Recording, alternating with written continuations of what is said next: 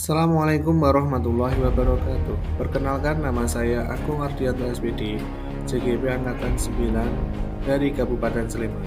Kali ini saya membuat video aksi nyata diseminasi modul 1.4 budaya positif. Diseminasi atau penyebaran pemahaman saya lakukan kepada rekan-rekan saya, guru, staf, karyawan, dan kepala sekolah di SD Negeri Sleman 5 Kabupaten Sleman. Berikut ini adalah rancangan tindakan untuk aksi nyata.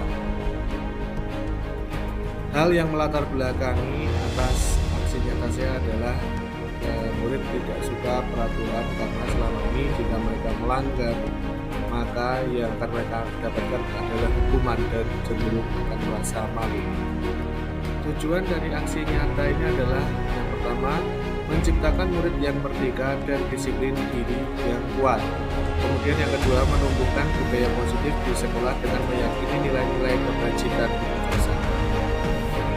Tolak ukur keberhasilan dari aksi nyata ini yang pertama adalah terbentuknya keyakinan kelas melalui kegiatan kesepakatan kelas yang dilakukan wali kelas dan siswa.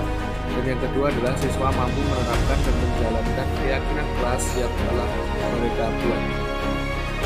Lini masa tindakan. Yang pertama, menghadap kepala sekolah untuk menjelaskan pentingnya penanaman budaya positif dan keyakinan kelas di sekolah, serta meminta izin untuk mendiseminasikan bersama guru. Yang kedua, mengumpulkan rekan guru untuk melakukan diseminasi pemahaman materi budaya positif, keyakinan kelas, dan studi restitusi. Yang ketiga, berkoordinasi dan berkolaborasi dengan wali kelas untuk membuat keyakinan kelas di kelas masing-masing. Dan yang terakhir, memantau, merefleksi, dan mengevaluasi keyakinan kelas yang telah dibuat. Dukungan yang dibutuhkan diantaranya: 1. Dukungan dari kepala sekolah, rekan guru, serta murid agar tindakan yang telah disusun dapat dilakukan secara lancar dan menyeluruh. Yang kedua, sarana dan prasarana untuk menumbuhkan budaya positif di sekolah. Dan yang ketiga, orang tua dalam melaksanakan budaya positif di lingkungan rumah. Berikut ini merupakan kegiatan diseminasi di sekolah mengenai pemahaman dan pengalaman budaya positif. Selamat siang. Bismillahirrahmanirrahim. Assalamualaikum warahmatullahi wabarakatuh. Alhamdulillahirrahmanirrahim. Wassalatu wassalamu ala asyrofil anbiya'i wal mursalin wa ala alihi wa sahbihi ajma'in amma ba'du. Yang saya hormati segenap keluarga besar SD SMA Luna, kepala sekolah, Bapak Ibu guru, staf dan karyawan SD SMA Luna. Terima kasih atas kesempatan yang diberikan untuk saya siang hari ini memberikan sedikit sharing ilmu. Mudah-mudahan nanti bermanfaat untuk kita semua. Yang mana ilmu yang akan saya berikan terkait dengan pendidikan guru penggerak di modul 1.4 tentang budaya positif. Nanti apapun yang saya sampaikan tentunya tidak lepas dari adanya kekurangan. Jadi mohon kiranya nanti Bapak Ibu untuk menyempurnakan apa yang saya sampaikan dengan mencatat gambar ataupun yang lain, karena di sini sifatnya kita saling berbagi dan saling membutuhkan satu dengan yang lain terkait dengan keilmuan. Tujuan dari pembelajaran ini adalah bahwasanya diharapkan CGP atau saya sendiri ini dapat menyampaikan pembelajaran dari penerapan konsep inti dari modul budaya positif serta pemahaman mengenai konsep inti dalam modul budaya positif. Jadi intinya nanti setelah dikira saya paham, saya juga akan berusaha memahamkan dengan cara yang sederhana tentang budaya positif. Untuk capaian pembelajaran, yang pertama menjelaskan konsep budaya positif yang berdasarkan pada konsep perubahan paradigma stimulus respon ke teori kontrol serta nilai-nilai kebersihan universal. Yang kedua, menjelaskan konsep makna disiplin, keyakinan kelas, hukuman, dan penghargaan. 5. Kebutuhan dasar manusia, restitusi dengan 5 posisi kontrol guru serta segitiga restitusi, dan menerapkannya dalam ekosistem sekolah yang aman dan berpihak pada murid. Yang ketiga, menyusun strategi aksi nyata, ini yang penting ya, yang efektif dengan mewujudkan kolaborasi beserta seluruh pemangku kepentingan sekolah agar tercipta budaya positif yang dapat mengembangkan karakter murid. Dan yang terakhir, menganalisis secara efektif dan kritis penerapan budaya positif di sekolah dan mengembangkannya sesuai kebutuhan sosial dan murid. Ya, karena sudah cukup siang ini, sepertinya kita butuh memfokuskan dulu kegiatan kita pada siang hari ini. Saya ingin Bapak Ibu guru di sini fokus berpikirnya dengan cara kita melakukan permainan sederhana. Nah, di sini nanti saya akan melontarkan satu pertanyaan. Pertanyaan itu dijawab. Kemudian perhatikan huruf belakangnya. Nanti yang sudah menjawab melontarkan pertanyaan lagi kepada orang lain. Begitu seterusnya dan jangan sampai berhenti. Kalau berhenti, kira-kira gimana ya? Hukum ya? Oh, jangan. Jadi nanti kaitannya dengan sesuatu hal yang ini lah ya. Oke, jadi restitusi nanti. Oke. Yang salah nanti menunjuk lagi. Nah, intinya kita harus benar-benar. Pertanyaannya sederhana. Tolong sebutkan nama hewan. Bebas. Oke, kita mulai dari yang pertama. Saya akan menyebutkan nama hewan. Terus saya nunjuk ke siapa, lihat huruf belakangnya.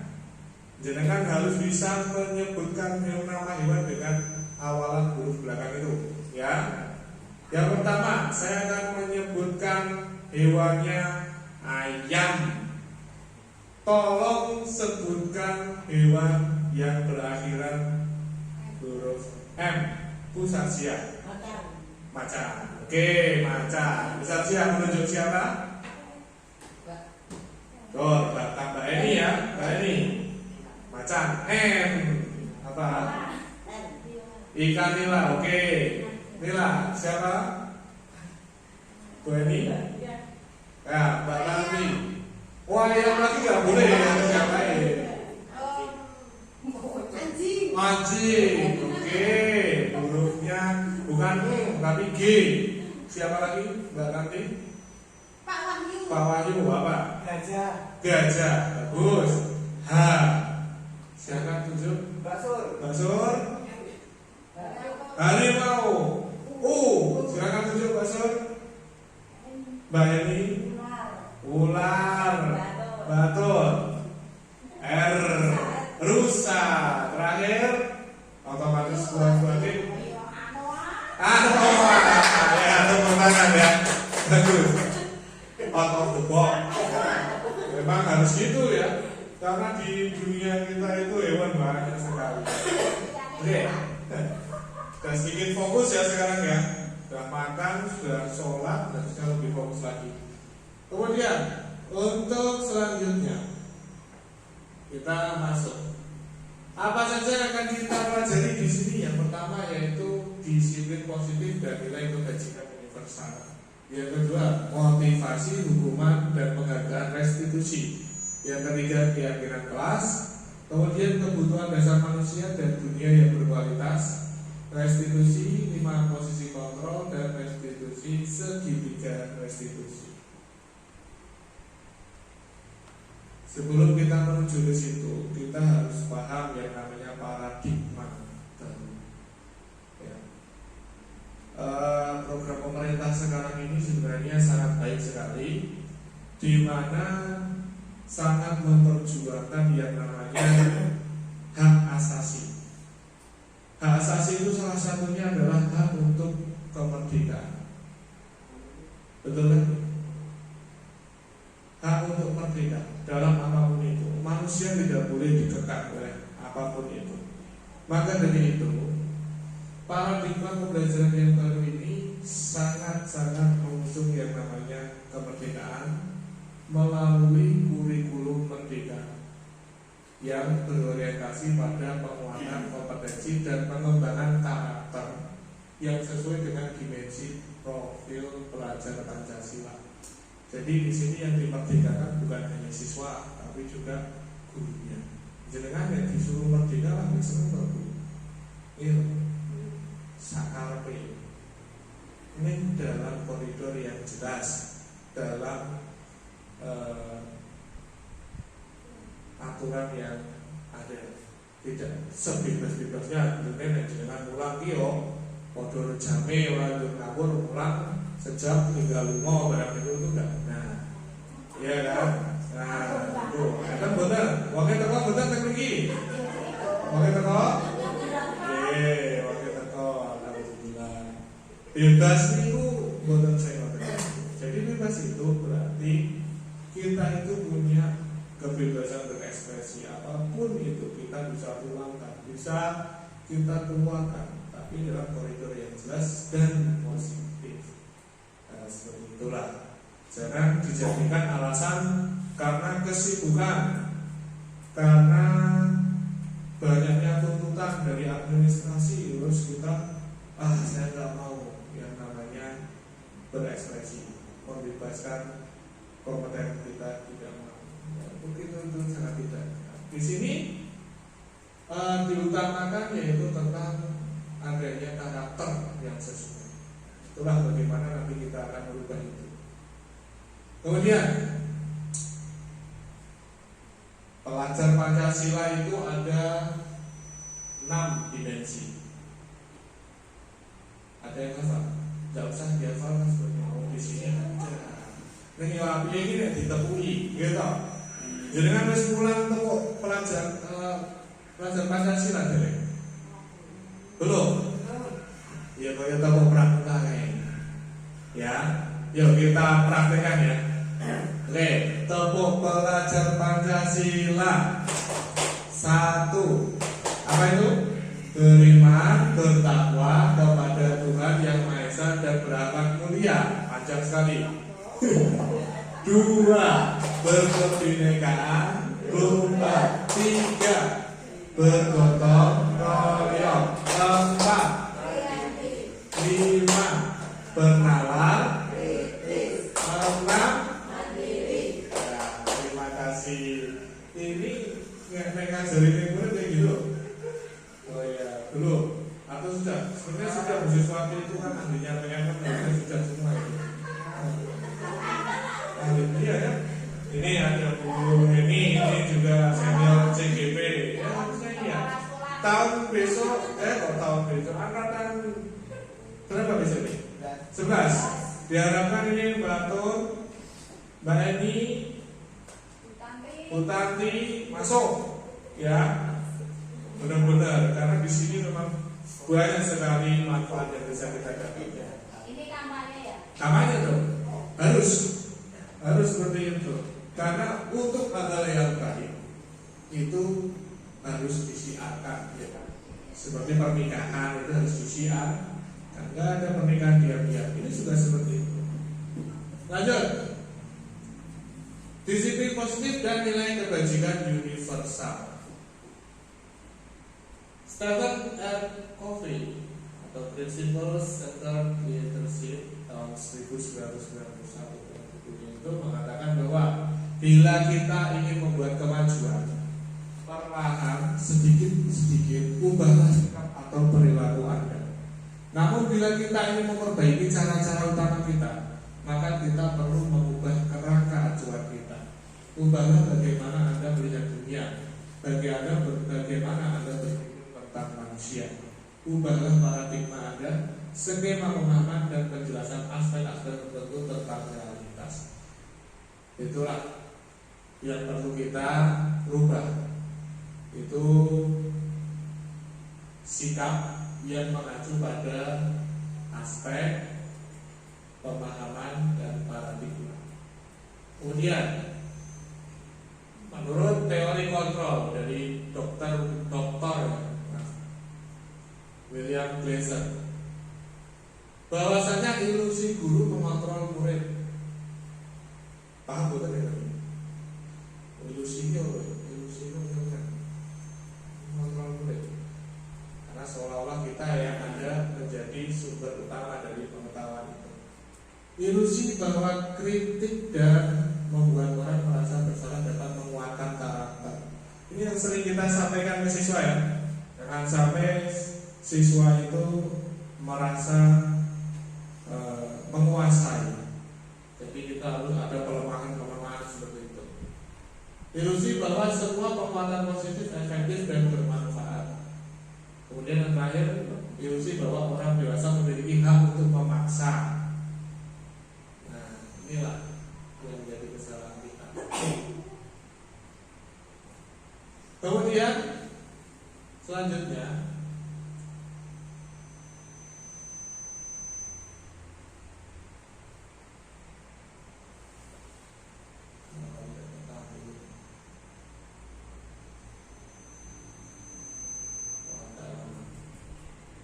makna kata disiplin. Disiplin itu apa maksudnya? Tertib. Apa lagi? Sudah dilakukan? Sudah. Orangnya datang hari ini. Ya. Disiplin dimana menjadi sesuatu yang dapat seorang pada orang lain untuk mendapatkan kepatuhan. Nah, ini Diajar Diwatara menyatakan bahwa di mana ada kemerdekaan, disitulah harus ada disiplin yang kuat. Sungguh pun disiplin itu bersikap self disiplin, yaitu kita sendiri yang mewajibkan kita dengan sekeras-kerasnya. Tetapi itu sama saja, sebab jika kita tidak cakap melakukan self disiplin, wajiblah penguasa lain mendisiplinkan diri kita, dan peraturan demikian itulah harus ada di dalam suasana yang merdeka. Itu tadi garis bawahi, walaupun bebas tetap harus ada peraturan yang kita taati. Kemudian nilai-nilai kebajikan, yaitu nilai-nilai yang disepakati bersama, lepas dari suku bangsa, agama maupun latar belakangnya. Nilai-nilai ini merupakan payung besar dari sikap dan perilaku kita, atau nilai-nilai ini merupakan fondasi kita berperilaku. Nilai-nilai kebajikan adalah sifat-sifat positif manusia yang merupakan tujuan mulia yang ingin dicapai individu. Jadi pahlawan itu kebajikan, bukan pahlawan kebaikan. Nah, itu kenapa seperti itu? Karena memang tujuannya mulia, ingin melindungi. Ada kan banyak pahlawan kebajikan seperti itu. Kemudian teori motivasi yang kedua adalah teori motivasi rumah dan penghargaan restitusi. 3. Motivasi perilaku manusia. Yang pertama adalah untuk menghindari ketidaknyamanan atau hukuman. Ini adalah tingkatan terendah dari perilaku manusia. Jadi jenengan di administrasi itu kalau ben ora seneni Pak pengawas ora ada merek.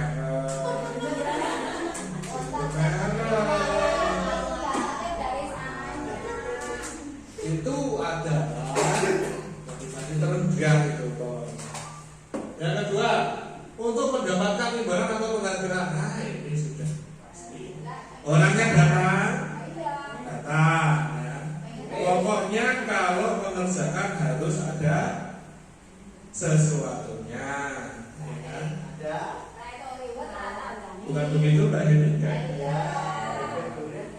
Ikut Mbak Heni itu sangat aktif, ikut semua kegiatan. Tapi memang enggak, memang itu dedikasi yang sangat. Mbak Heni dedikasinya juga bagus. Dari pulau seberang bekerja keras setiap pagi, pulang pagi, pergi pagi, pulang petang. Luar biasa dedikasinya. Tapi bukan untuk mendapatkan imbalan, Mbak Heni. Dedikasinya untuk apa? Mencerdaskan kehidupan bangsa. Luar biasa, kasih tepuk tangan dong. Apresiasi. Kalau yang lain kan rumahnya dekat-dekat, nah itu beda. Motivasinya lain. Lain ya. Kemudian untuk menjadi orang yang mereka inginkan dan menghargai diri sendiri dengan nilai-nilai yang mereka percaya, ini yang kita tuju. Motivasi akan membuat seseorang memiliki disiplin positif karena menghargai diri sendiri. Yang kayak ini ya, kita sebagai sesama pengelaju itu sangat menghargai diri sendiri, ya kan? Jangan sampai kelelahan kita ini usia yang sudah menuju ke arah-arah hampir purna juga agak berbeda nih nilainya dengan yang masih muda. Jangan sampai usaha-usaha ini kita sia-siakan. Kemudian hukuman dan konsekuensi dan restitusi. Hukuman bersifat tidak terencana atau tiba-tiba bersifat satu orang berupa fisik maupun psikis. Karena bocah biji teko cowoke tergiat yes. Itu hukuman yang tidak terencana. Nah, saya kapal lagi karena tidak tertib upacaranya.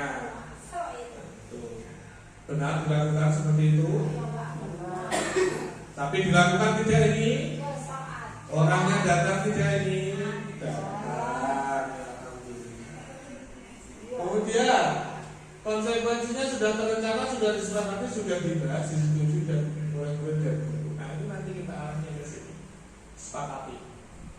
Restitusi proses kolaboratif yang mengajarkan murid untuk mencari solusi untuk masalah mereka dan membantu murid berpikir tentang orang seperti apa yang mereka inginkan dan bagaimana mereka harus melakukan perubahan itu.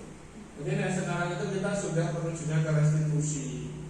Restitusi itu poinnya adalah anak harus berpikir sendiri, jangan menghakimi. Biarkan dia yang mengeksplor kesalahan, mengeksplor akan solusi alternatif yang mereka tawarkan. Orang ujung-ujung seneni dihakimi. Lanjut. Yang ketiga, setelah terjadi tadi, kita ada yang namanya kesepakatan, ada rembuk istilahnya. Kita itu ditujukan untuk apa? Untuk keyakinan kelas. Membuat keyakinan kelas. Ya sudah disampaikan kemarin salah satu junior saya yang juga memberikan materi tentang restitusi dan keyakinan kelas menjelaskan bahwa keyakinan itu itu datang dari diri sendiri. Maka dari itu seseorang akan lebih tergerak dan bersemangat untuk menjalankan keyakinannya daripada hanya sekedar mengikuti serangkaian peraturan tertulis. Itu. Kemudian prosedur pembentukan keyakinan kelas. Nah ini yang pertama adalah mempersilakan warga sekolah atau murid untuk mencurahkan pendapat, idenya bebas tentang peraturan yang perlu disepakati. Kita coba ya, kita buat keyakinan kelas di antara kita ya. Nanti. Yang kedua, mencatat semua masukan para murid atau warga sekolah di papan tulis atau di kertas besar, di mana semua anggota kelas atau warga sekolah bisa melihat hasil curah pendapatnya. Kemudian menyusun keyakinan kelas itu sesuai prosedur pembentukan keyakinan kelas, mengganti kalimat-kalimat negatif menjadi positif. Tinjau kembali daftar curah pendapat yang dicatat, tinjau ulang keyakinan kelas atau sekolah, kemudian ditempel. Dari sekian guru kelas ini yang sudah membuat keyakinan kelas sudah berapa ini? Silakan. Sudah, ini sudah, ini sudah, ini sudah. Wah, semuanya sudah. Mbak Sur gimana nih? Membuat keyakinan kantor, ya, yang kita yakini bersama. Nah, biar nanti juga kita ikut. Ini salah satu yang sudah saya buat di kelas 4 juga tentang keyakinan kelas. Itu ada gambar di mana saya sedang memberikan sosialisasinya, kemudian cara-caranya, kemudian ada sedang mencurahkan pendapatnya, kemudian anak menempelkan atau menuliskan, kemudian anak menyepakati, kemudian meninjau lagi apa yang menjadi keyakinan kelas di sini. Oke. Sekarang pertanyaan saya, setelah jenengan itu membuat keyakinan kelas, itu kan bisa diperoleh dari PMM, ada itu ya, topik keyakinan kelas itu. Disiplin positif. Berarti sudah ini ya, sudah sertifikatnya sudah terbit. Oh, sudah. Alhamdulillah. Ya. Sudah semester yang lalu. Oh, ya. Mbak Heni sudah belum? Sudah. Atau gimana? Sudah. Sekali loh. Kasih plus buat jenengan semua. Nah, sekarang berarti perlu saya tanyakan satu kali. Adakah keyakinan kelas yang kontennya itu di luar dari kebiasaan? Ada nggak? Misalnya apa? Datang jam 6 pagi untuk membersihkan taman. Tuh, ada nggak yang di luar seperti itu? Kalau saya, Oh ya. yang saya pelajari dari PMS namanya. Keyakinan kelas itu memang di awal anak-anak itu menuliskan apa-apa secara yang kecil-kecil gitu. Nah, kita guru membantu merangkum ke rumah yang lebih kompleks. Misalnya kalau di kelas 2 saling menghargai, yang termasuk di saling menghargai itu apa, itu nanti dari yang tadi udah ditempelkan lagi. Ya itu. Terima kasih. Sangat betul sekali apa yang disampaikan. Memang kalau anak disuruh langsung ke kompleks ya susah, apalagi di kelas-kelas seperti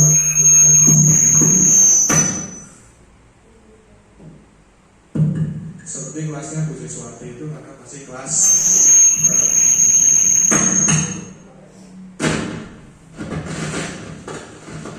ya. Cek ya. Maka dari itu perlu dari adanya bantuan dari guru untuk ya tadi itu meninjau ulang apakah keyakinan kelas itu bisa dirumuskan menjadi sesuatu hal yang lebih kompleks dan bisa dipahami oleh siswa. Nah, beda halnya kalau kita kelas 6, kelas 5, kelas 4 itu sudah mulai belajar argumen secara kompleks ya. Itu sudah. Ya. Selanjutnya yaitu kita coba untuk memahami tentang kebutuhan dasar manusia. Yang pertama adalah kebutuhan untuk bertahan hidup atau survive. Yang kedua adalah cinta dan kasih sayang, love and belonging. Yang ketiga adalah kebebasan, freedom. Yang keempat kesenangan. Dan yang kelima adalah kekuasaan. Ini tidak bisa dihilangkan karena kebutuhan dasar manusia ini sudah masuk dalam hak asasi manusia.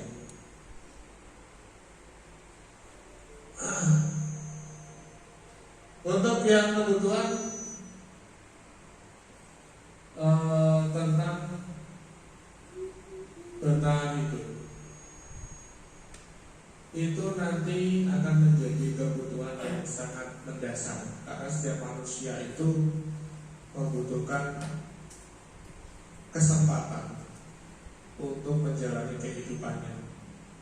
Makanya seperti jenengan ini kerja, ya, mengikuti semua kegiatan untuk apa? Untuk mendapatkan salari atau upah. Itu termasuk kebutuhan bertahan hidup. Bukan materi, tapi semua itu memang butuh seperti itu. Butuh cinta dan kasih sayang. Oke, memang kita memang sangat membutuhkan cinta dan kasih sayang untuk bertahan dari istilahnya hal-hal yang positif seperti itu. Kemudian kebebasan seperti yang diutarakan di awal, kita butuh kemerdekaan untuk mengekspresikan diri sendiri. kemudian kesenangan dan kekuasaan. Maka kita juga punya hak untuk mendapatkan kekuasaan atau power. Kemudian 5 posisi kontrol. Program disiplin positif yang berpusat pada murid yang dikembangkan oleh Diane Gesser dengan pendekatan restitusi yang disebut dengan 5 posisi kontrol guru. Yang pertama adalah penghukum. Itu posisi kontrol yang sering ada. Kemudian membuat orang merasa bersalah. Kemudian teman, kemudian ada monitor atau pemantau dan manajer. Jadi semua guru itu punya karakter masing-masing dan saya kira sudah masuk ke ranah itu semua.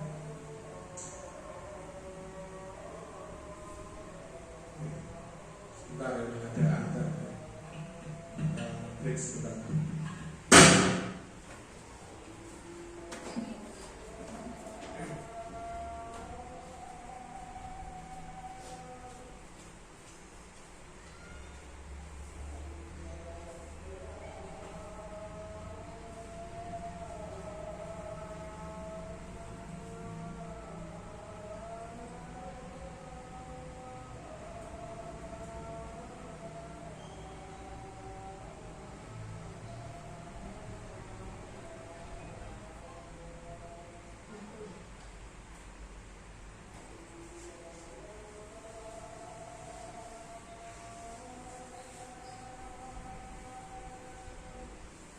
Baik, sambil menunggu adzan, saya akan bagikan post-it.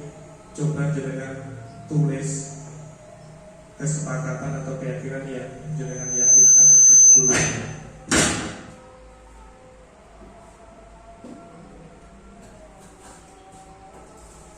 Intinya tulis kira-kira yang nanti bisa kita yakini sebagai seorang pendidik dan tenaga pendidikan itu maunya yang seperti apa.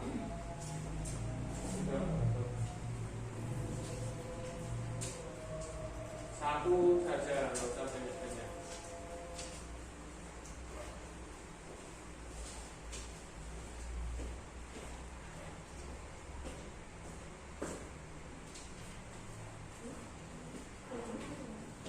Nanti akan kita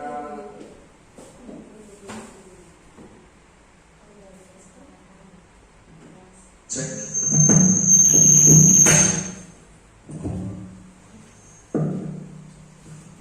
Silakan ditulis satu saja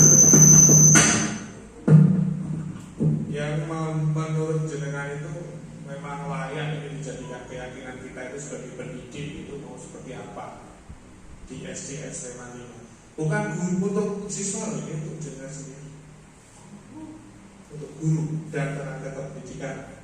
Ya, Mbak Sur ya, tulis aku ingin ini atau Mbak Sur misalnya pengen saya ingin kerja setiap harinya 10 jam setiap hari sebagai bentuk dedikasi itu ya bagus sekali itu seperti itu. Misalnya Mbak Atur pengen apa gitu. Saya inginnya setiap mata pembelajaran harus berbasis proyek, itu luar biasa. Ya, bagus sekali itu kan bentuk memerdekakan anak itu seperti itu. Beri pilihan-pilihan seperti itu. Sudah selesai belum? Sudah ya, poinnya dari Pak Wahyu nih. Apa nih? Datang ke sekolah sebelum pukul 7. Itu saya sekali. Sangat. Bisa dipahami ya. Bagus. Kemudian untuk Mbak Tati, saling peduli, saling bekerja sama. Apakah sudah dilakukan? Alhamdulillah. Ini terkait dengan tadi itu Mbak Tati ini, kebutuhan akan kasih sayang dan cinta kasih ya.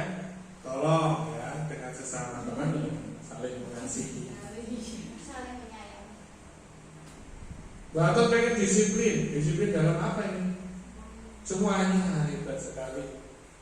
Bagus ini. Disiplin. Mbak ini pengen jadi guru yang kreatif dan menyenangkan bagi siswa. Waduh, sepertinya sudah dilakukan ya. Setiap hari siswanya senang loh. Iya. Loh saya jadi saksi hidup loh. Setiap ke kantor sedikit-sedikit ada yang nyari. Tapi saking lainnya loh ya, jangan sampai kepisah. Untuk Mbak Heni, mengajar dan mendidik dengan senang hati dan berkualitas. Waduh, luar biasa. Dengan senang hati. Namanya juga guru Harus tidak boleh membawa masalah.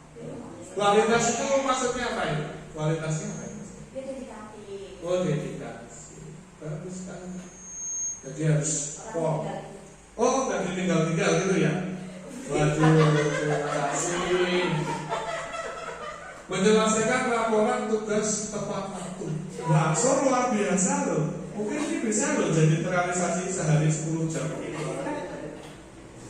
Oke, sangat bagus sekali. Jadi sudah sangat terdorong seperti itu. Lanjut ya. Kalau yang penghukum itu biasanya gurunya itu nadanya tinggi. Orangnya pendek tapi nadanya tinggi gitu, biasanya kayak gitu. Bahasa tubuhnya melotot, walaupun pakai kacamata hitam kan nggak kelihatan. Jadi nunjuk-nunjuk. Padahal kalau nunjuk begini itu yang salah siapa sebenarnya? Coba saya tanya, kalau saya nunjuk begini, yang salah siapa? Ya saya. Satunya ke sana, yang 4 ke sini. Makanya kalau nunjuk begini, kelima-limanya ada di sana semua. Itu. Hasilnya nanti apa? Anak itu malah jadi pemberontak, dendam, menyalahkan orang lain. Sering mengatakan seperti ini, patuhi aturan saya. Kalau tidak, awas saja. Kamu itu selalu saja. Belum belakang kamu lagi. Kemudian ketika sudah itu, maka murid juga akan merasa punya hak untuk mengatakan saya tidak peduli. Yang paling parah lagi ketika ditanya guru, misalnya, kenapa kamu datang terlambat? Dia bisa jawab, saya tidak tahu dan tidak mau tahu. Nah itu yang sudah level yang sudah kita inginkan lagi. Kemudian, jika guru itu menjadi pembuat merasa besar, maka dia akan berusaha untuk mengatakan sesuatu yang mengecewakan atau menyatakan bahwa ini gara-gara kamu nih. Nah, gara kamu nih jadi seperti ini. Jadi seolah-olah itu anak itu menjadi pusat dari masalah. Hasilnya nanti juga dia akan banyak suka berbohong. Bukan saya. Rendah diri, gagal, dan tidak berharga. Siswa merasa tidak berharga yang luar biasa sangat. Kemudian ada yang mengusulkan sebagai posisi teman. Itu biasanya bersikapnya sangat ramah ya, membahasakan ke siswa itu seperti bahasa teman. Ayolah, kita kan kita kan brother. Oh kita kan sister ya. Ayolah bantu saya dong. Seperti itu lah. Tapi nanti siswa murid itu malah akan menjadi tidak mandiri. Jadi seolah-olah kita itu ya apa-apa kayak itu. Ya seperti siapa? Orangnya nggak datang kan ya hari ini. Alhamdulillah. Kemudian sebagai pemantau, nah ini kalau pemantau ya tautannya selalu dengan peraturan. Ini aturannya kan seperti ini. Sudah dilakukan belum? Ya, Bu Tanti kayaknya sering ya saya dengar seperti ini. Sudah dilakukan belum? Ya, itu berarti Anda itu berbakat menjadi seorang pemantau, bukan mata-mata. Kita itu betul-betul ya. Seperti itu. Kemudian sebagai manajer, nah ini yang diinginkan itu adalah pribadi yang punya Sebenarnya semua prosedur itu ada sebenarnya. Tapi kalau manajer ini biasanya dia itu sering mengajukan pertanyaan-pertanyaan, kemudian meyakinkan si anak itu, terus bagaimana, saya menanyakan bagaimana solusinya. Gak cuma dikendalikan sendiri. Lanjut. Nih ada contoh kasus nih. Kalau sudah nih, coba akan saya bacakan kasusnya, apakah nanti sudah bisa kita simpulkan. Sabrina hari itu bangun terlambat dan buru-buru sampai ke sekolah. Dia pun akhirnya sampai di gerbang sekolah, tapi baru menyadari kalau tidak menggunakan sepatu hitam seperti tertera di peraturan sekolah. Di depan pintu kelas, Bapak Lukman memperhatikan sepatu Sabrina yang berwarna coklat. Sabrina berusaha menjelaskan bahwa dia terburu-buru dan salah mengenakan sepatu. Pak Lukman menanyakan Sabrina, apa peraturan sekolah tentang seragam warna sepatu? Sabrina menjawab sudah mengetahui sepatu harus berwarna hitam, namun karena terburu-buru dia mengenakan sepatu yang salah warnanya. Pak Lukman tetap bersikeras pada peraturan yang berlaku dan mengatakan, ya sudah, kamu sudah melanggar peraturan sekolah, kamu salah, sudah terlambat, salah pula warna sepatunya. Segera buka sepatumu, kalau tidak bisa mengenakan warna sepatu sesuai peraturan. Sabrina meminta maaf dan memohon kembali kepada Pak Lukman agar tetap dapat mengenakan sepatunya dan berjanji tidak akan mengulanginya kesalahannya lagi. Tapi Pak Lukman tidak mau tahu. Tidak, kamu telah melanggar peraturan sekolah. Kalau tidak sanggup ambil sepatu di rumah atau diantarkan ke sekolah, ya sudah, kamu tidak usah pakai aja sepatu seharian di sekolah. Ini berarti ada beberapa ada beberapa posisi. Seharian dia tidak berani berkeliling sekolah karena malu dan lebih banyak berdiam diri di kelas tanpa sepatu. Sekarang pertanyaannya nih, posisi apakah yang diambil Pak Lukman kira-kira sebagai apa? Menghakimi. Ya, saya bukan menghakimi. Apakah sebagai penghukum, membuat orang merasa bersalah, teman, monitor, pemantau, manajer? Wah, ini Pak Wahyu membuat orang merasa bersalah. Ada lagi? Cukup ya.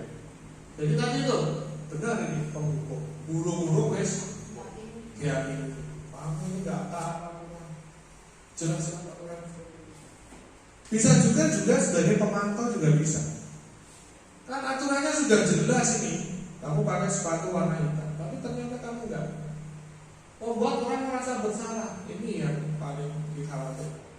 Jadi Sabrina jadi merasa menjadi orang yang sangat-sangat tidak sesuai dengan aturan. Itu contoh kasusnya seperti itu. Sekarang seandainya nih, jika jenengan itu sebagai kepala sekolah, kira-kira apa yang ingin dilakukan untuk nilai kebajikan apa yang ingin dituju oleh peraturan harus berwarna hitam?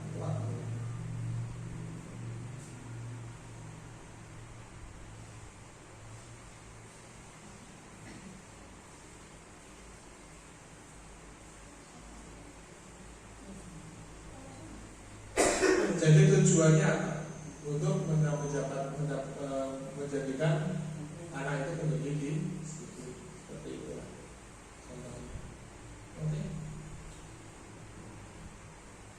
Oke, jawabannya seperti ini. Dalam kasus di atas, sikap posisi yang diambil Pak Lukman jelas ya. Indikator yang paling utama adalah sebagai penghukum. Nah, itulah kamu telah melanggar peraturan dan sebagainya. Indikatornya nada suara tinggi, menghardik, menghukum secara verbal. Kemudian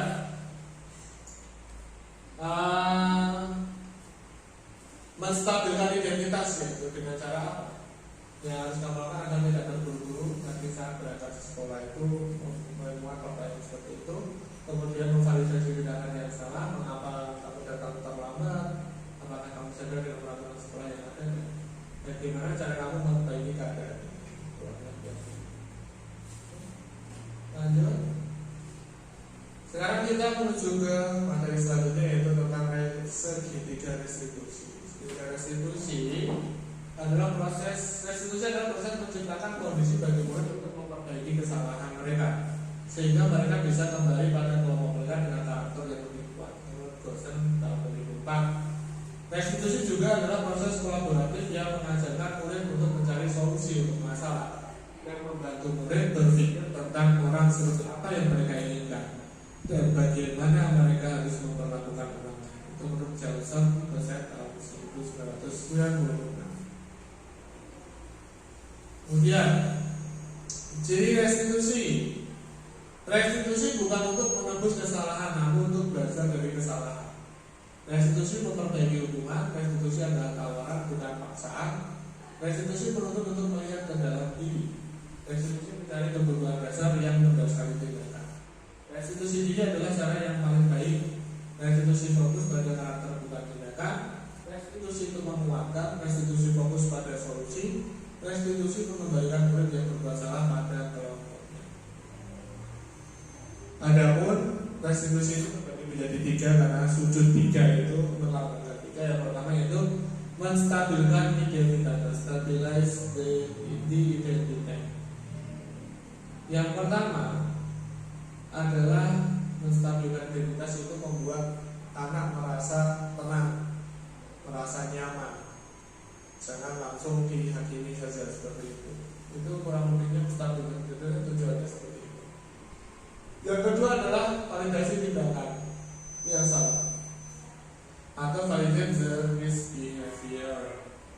Nah, di sini yang perlu dilakukan oleh seorang guru adalah memastikan apakah apa yang dilakukan itu diakui atau memang diyakinkan itu berasal dari siswa tersebut. Kemudian yang ketiga adalah menanyakan keyakinannya, sing the belief. Apa bayangan kita tentang ras yang dia konsiderasi seperti apa? Jadi menanyakan apa yang mereka inginkan seperti itu. Oke. Ada contoh dari restitusi yang sudah saya lakukan atau praktekkan. Yang pertama adalah pada saat kasusnya Mas Rizky di kelas 4 tentang melakukan bullying terhadap teman. Nah, di sini ada cuplikan video, silakan bisa disimak.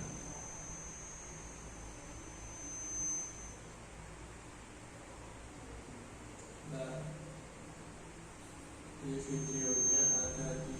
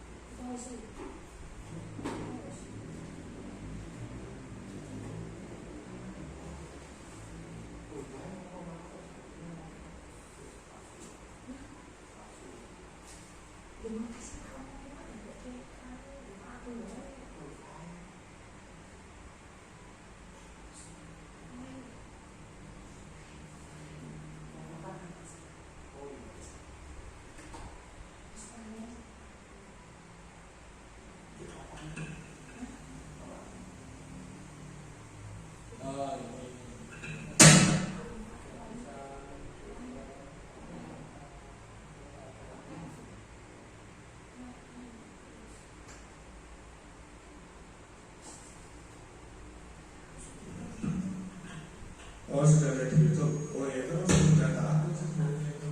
Nah, yang pertama itu ada itu menstabilkan identitas dulu. Jadi bisa saya pandu sambil itu, nanti kalau yang sudah yang ada suaranya itu ada di YouTube ya. Di mana saya sebagai guru itu berusaha untuk menciptakan suasana yang tenang kepada Rizky. Yang kedua adalah memvalidasi tindakan yang salah. Apakah benar ini dilakukan? Apakah tindakan ini benar? Apakah tindakan ini salah? Itu yang perlu dilakukan. Biarkan Rizky sendiri yang menjawab dan mengkonfirmasi apakah tindakan itu benar atau salah menurut versi dia dan alasannya dia apa. Itu validasi tindakan yang salah. Kemudian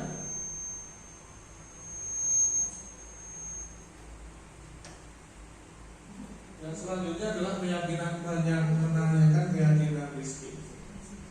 Jadi setelah dia memahami kesalahannya, kemudian dia berusaha untuk saya tanyakan ke keyakinan dia itu apakah benar-benar apa itu disesuaikan dengan apa yang sudah dibuat sebagai aksi nyata di kelas pada pertemuan yang sebelumnya. Jadi kemudian mungkin di sini juga Rizky akan mengeluarkan ide atau pendapat terkait dengan keyakinan baru yang akan mereka sepakati lagi sebagai tambahan. Itu terkait dengan keyakinan atau restitusi. Nanti untuk selengkapnya video bisa dilihat di YouTube ya. Sudah tahu YouTube saya belum? Sudah ya. YouTube-nya atas nama saya sendiri, Agung Ardianto. Bukan, yang Agung Ardianto ya. Nanti kalau sudah siap untuk di subscribe ya. Subscribe dan di share dan di komen. Jangan cuma dilihat aja ya. Jadi tolong hargai ya apa yang sudah dibuat oleh temannya. Itu kan kebutuhan akan kasih sayang juga. Saya kasih sayang diberikan kepada saya juga seperti itu. Oke, lanjut ya.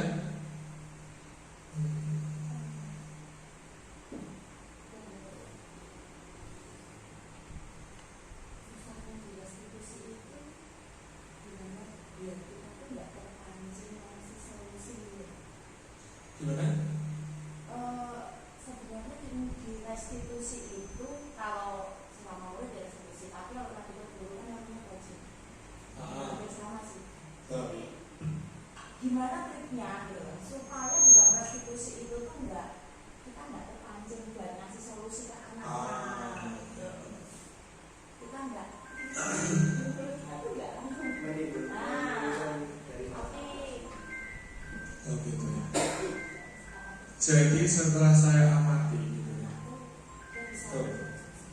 Oh kemarin baru ada yang bermasalah juga ya BNI. Itu belum sempat direstitusi juga? Belum? Oh iya. Baru Vita. Sudah ada ini ya? Titik terangnya? Sudah. Oh sudah ada titik terangnya. Ada di keluarga. Oke. Kalau si Yoko belum? Belum. Alang juga belum? Alang belum. Oh iya. Jadi ya walaupun bias gender apa ya, kita kan seharusnya kan nggak boleh bias gender ya. Jadi ya nggak apa-apa lah karena kan kita juga ada koridor-koridor tertentu tentang keintiman dengan siswa ya kan. Jadi kalau seandainya kemarin juga Bu Heni sama Pak Wahyu juga sudah berkoordinasi dengan saya. Pak seandainya ini nanti yang perempuan sama saya, yang laki-laki sama Pak Tuk ya, tidak apa-apa. Ya ini kan kita juga berkolaborasi ya. Bagus ya. Kemungkinan nanti akan saya jadwalkan untuk peraturan restitusi kepada Elang dan Alta. Yang belum, Elang dan Alta nanti coba akan saya dalami dan nanti kita padukan. Apakah hal yang disampaikan itu memang relevan? Ketiga-tiganya itu berkaitan atau tidak? Kan kita tidak tahu. Nah, tentang tadi yang ditanyakan ini, karena kita sharing. Bagaimana cara agar kita itu tidak tergoda ibaratnya. Itu mesti boleh tanya solusi gitu kan.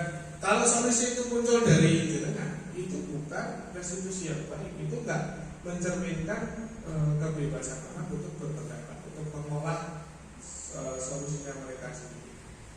Tapi ya kalau seandainya siswanya yang ditanya memang dablek ya ibaratnya, bukan dablek sih, dia susah mengungkapkan gitu ya. Biasanya kan seperti itu. Jadi kita kan yang dimaksudkan di sini kan kita harus memberikan ruang seluas-luasnya anak untuk membuat solusi atas masalah mereka sendiri.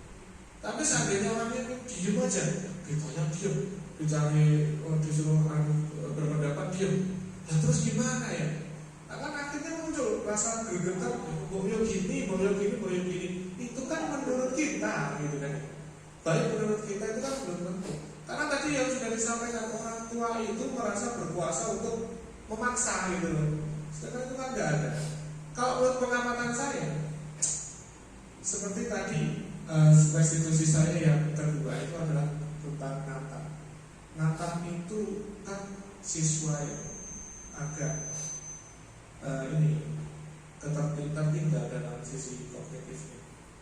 Nah, ketika dia masuk di pelajaran baru, kemudian saya melakukan pendekatan.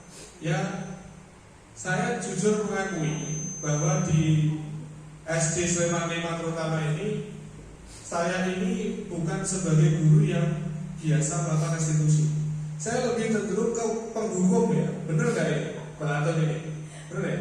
Penghukum membuat anak merasa bersalah seperti itu ya. Karena memang saya itu, tindakan saya itu spontan. Salah, tarik, berikan tindakan.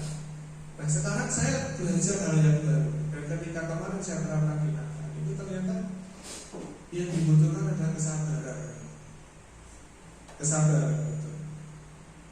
Ya kita, kalau kita itu mengarahkan siswa untuk mau mengeluarkan ekspresinya, ya yang dibutuhkan ya kesabaran.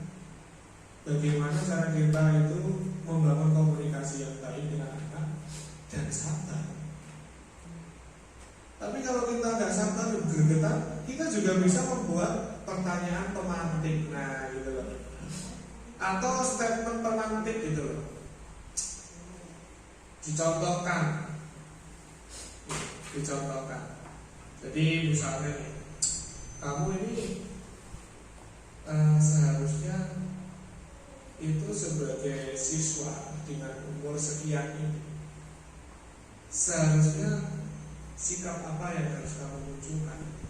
Nah, jadi dengan diawali pernyataan seperti itu, dia akan muncul, oh saya harus mandiri, oh saya harus bisa memahami apa yang benar dan apa yang salah. Setelah itu saya bisa melakukan tindakan preventif atau pencegahan seperti itu. Tapi yang pentingnya sabar. Tapi tidak semua anak bisa ditanya dan terbiasa berkomunikasi.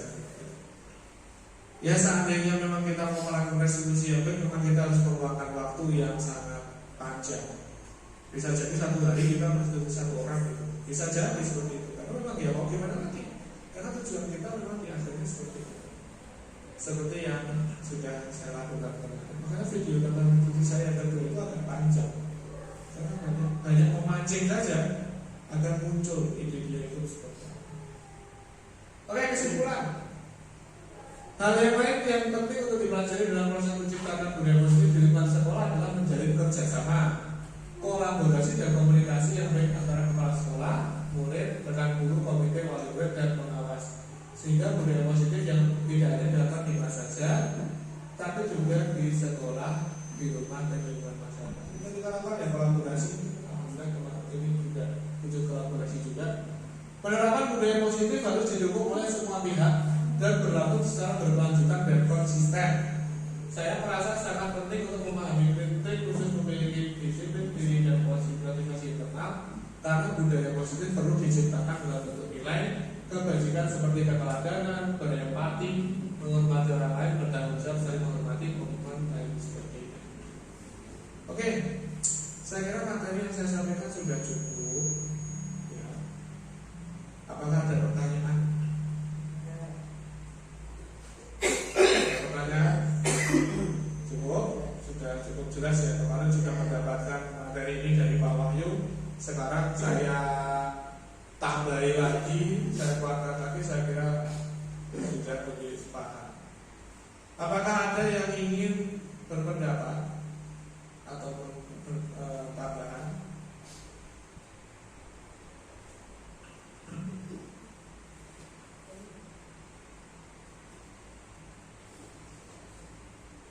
Ada tambahan? Tidak ada? Oke. Ya. Saya kira terkait dengan materi ini sudah cukup jelas, sudah cukup gamblang. Tadi juga sudah banyak terjawab pertanyaan-pertanyaan di saat presentasi, yang mana memang dibutuhkan adanya konsistensi, kolaborasi, sehingga bisa terwujud disiplin positif yang baik. Jadi seperti yang disampaikan di kertas-kertas positif ini, mudah-mudahan apa yang sudah ditulis bisa dilakukan ya. Bisa nggak kira-kira? Nah, ya. Seperti ini, menyelesaikan tugas tepat waktu ini, Bakso bisa nggak kira-kira? Bisa. Alhamdulillah. Disiplin, kira-kira Mbak Aton gimana ini? Apakah mampu berdisiplin dalam segala hal? Diusahakan ya. Terus Pak Wahyu nih datang ke sekolah sebelum pukul 7. Bisa ya? Kira-kira dimulai lagi ya. Tapi pulangnya ya jangan gasih, berangkat gasih, pulang gasih lagi. Ya Pak Lani ya. Oh nih Pak Lani, ini semua wis do nganu nih Pak Lani. Wis do nulis keyakinan. Kira-kira nek Pak Lani pengennya pripun? Pengen disiplin dalam apa? Pengen piye? Pengen pekerjaannya gimana? Pekerjaannya gimana? Oh, tertib.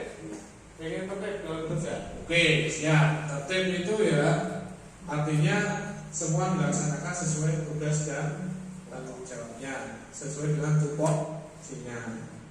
Nah, jadi kalau tupoksinya saya yang ngajar, tupoksinya jenengan ya buka pintu, gerbang, jaga kondisi kelas. Apalagi kalau menyediakan minum sudah tahu ya, itu ya makan apalagi sesuai yang ditulis di LKT. Oke. Selanjutnya, karena tidak ada pertanyaan yang sudah disimpulkan dengan baik, saya akan menutup acara diseminasi ini atau presentasi tentang materi ini. Mudah-mudahan apa yang disampaikan itu bermanfaat bagi kita semua. Saya akhiri. Wassalamualaikum warahmatullahi wabarakatuh.